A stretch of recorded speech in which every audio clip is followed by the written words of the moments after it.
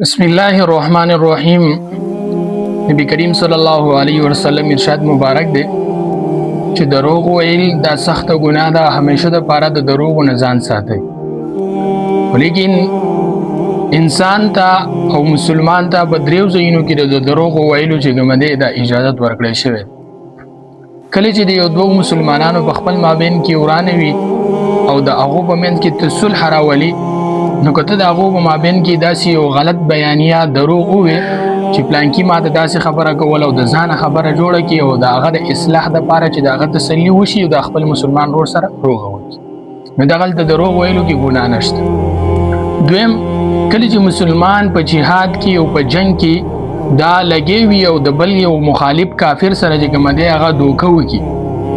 یا هغه د غلط بیانیه ورکی خپل حقیقت تی پټ کی او نور خبره ورته ظاهر کی، نو دغه بنا باندې چې یو غلط دروغ ورته وای، نو دغه د کافر د دوکه کولو د پاره نبی صلی الله علیه وسلم فرمایي چې دغه انسان ته په دغه دروغ ویلو کې چې کومه ګناه نه رسیږي.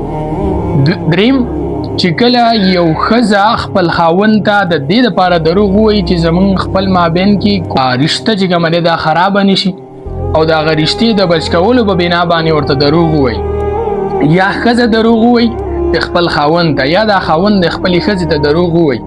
نو په دغه صورت کې دغه دوه ګناګاری دي نشي. ځکه چې نبی صلی الله علیه وسلم فرمایي چې د دوانو د غلطه صحیح بیانیه کې د غریشتي ته خطر راځي او طلاق د خبره رسیږي وغیرہ او جنگونه دي جوړيږي، نو کو چرته دا یو بل د دروغ وایي، نو په دغه صورت کې به دروغ ویلو کې دی د جګمنې څخه ګناه نه رسیږي. نو کوشش وکړو د دینه ما سیوا په هر ځای کې په کاروبار کې په تشو خبرو کې د دروغ ویلو نه جګمنې ځان وساتو او په دې دریو ځایونو کې کو دروغ ویلې شي نو سباق نه